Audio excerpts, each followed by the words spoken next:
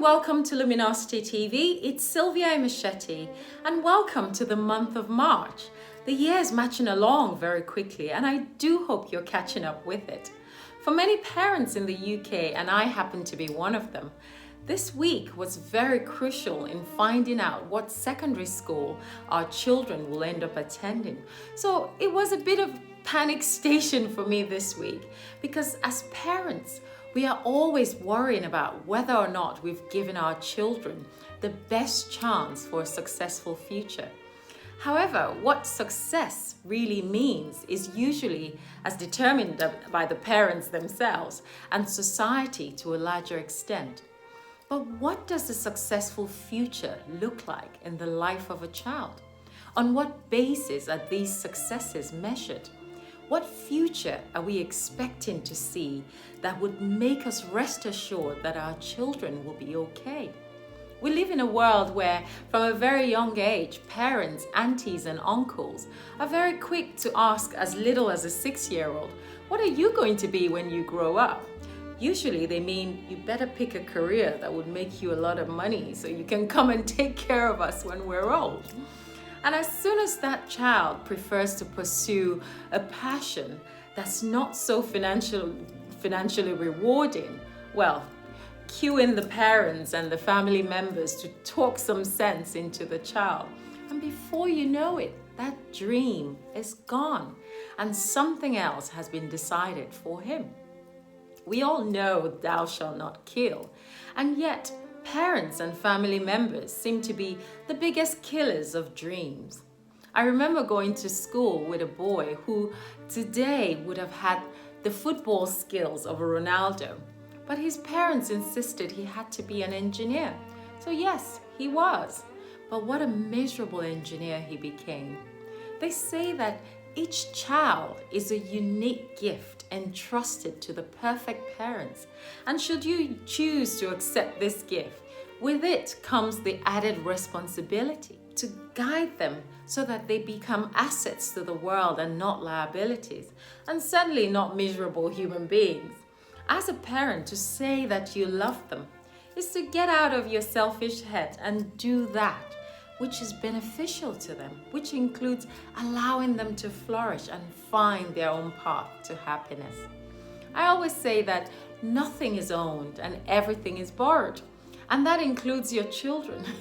The joy of parenting is only a short window of opportunity, because at some point as they get older, all you can be is a friend. But when you have that short window of opportunity to be a parent, then the imprints that you have left on their soul will determine if you can be called upon as a good friend in their future. It's no wonder many children grow up and want nothing to do with their parents or have very little affiliation with them. This same week, my 13-year-old had to choose her subjects for GCSEs, and believe it or not, she chose food tech. And initially I thought to myself, food tech? Of course, I had my Nigerian mom thinking cap on for a second. Food tech, that happens in my kitchen every day. But when I saw the passion with which she defended her choice, I was so proud of her. And to prove us right, that evening, she made us one of the best noodle stir fry we had ever had. Your child is a spiritual entity, currently experiencing in a 10-year-old body or in a 13-year-old body. You'll have to let them go into the world at some point and continue their experiencing without actually mapping out the road which they must follow, but instead helping them forth with loving thoughts and giving them the right tools which they will need to make their journey. These tools are nothing but the examples that you show them with the way that you have lived your life, knowing that their journey will be different from yours, and that ultimately what will bring them happiness may be quite different from what brought you happiness, assuming you have found happiness yourself. Remember that as much as we want them to be financially successful, it is not the benchmark for how happy they will be in their lives, and they can still be liabilities in this world. No doubt you yourself have met people who are so poor, all they have is money. And yet there are those who are so rich, and it has nothing to do with money. The goal as parents is not to smoothen the road for them so that it is clear and free of pain, because as we know, that would only promote the love of ease, but to let them know that the road will not always be smooth and free of obstacles, but they must dig deep and find that grit and resilience to be able to get through these obstacles. And as they get older, the confidence that you instill in them would play such a vital role in allowing their free will to unfold, to make better decisions for themselves. So as parents, let them choose and let them make their mistakes and see their successes. So for us, food tech it is. But I get to look on the bright side. At least finally, someone else can do the cooking while I relax. Imagine a child who grows up in abject poverty and one who has everything handed to him. They've both been born into two different circumstances, but their free will to choose what kind of human being they want to be is purely down to them and not the circumstances they've been born in. In fact, the circumstances they've been born in is exactly what they need to be the best human spirit that they can possibly be on this earth.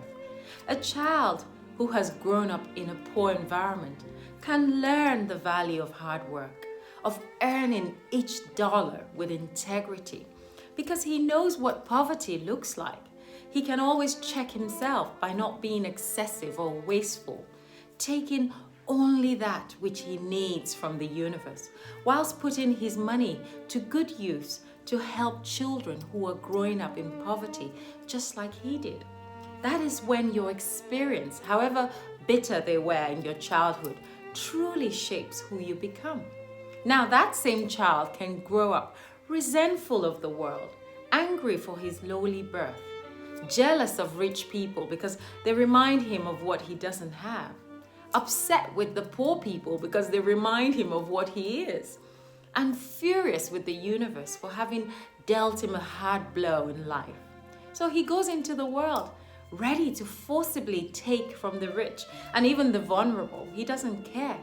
He just wants to enrich himself, so he steals and kills and causes mayhem around town, taking that which does not belong to him. On the other hand, there's a child born into that wealthy circumstances, exactly what he deserves for his own experience. The question is, how will he exercise his free will?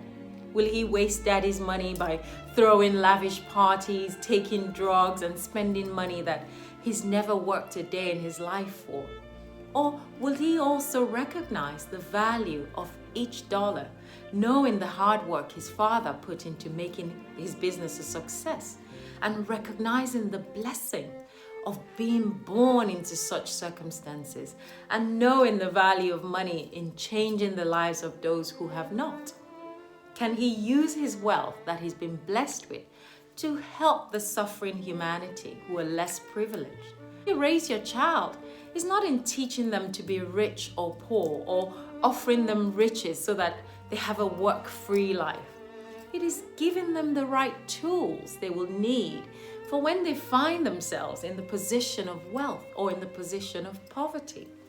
But it is ultimately their decision to make, to exercise their free will according to their nature. So what is the nature of your child? Again, are you bringing them up to see themselves as assets and not liabilities? Are you letting them know that they are a vital part of the whole and that they are needed to make the whole work? Are you showing them that in life they cannot take without giving, just like you cannot inhale without exhaling? There must be balance and order in everything that they do. They will watch what you do and they will copy from you.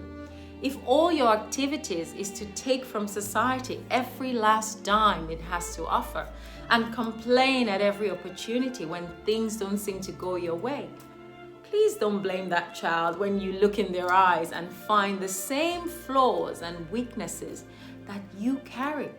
They are a reflection of you after all. The key is to let them make life choices that will bring them joy, as well as to those around them. So even if they choose to be a singer, a teacher, a basketballer, or a professor, something must awaken in them to be a good human being first.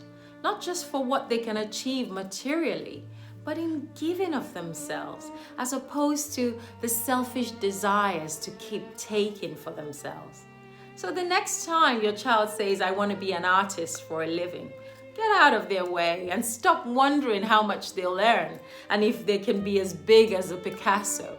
Just recognize that there's a gift there, and the true expression of that gift will bring happiness and fulfillment to that spirit.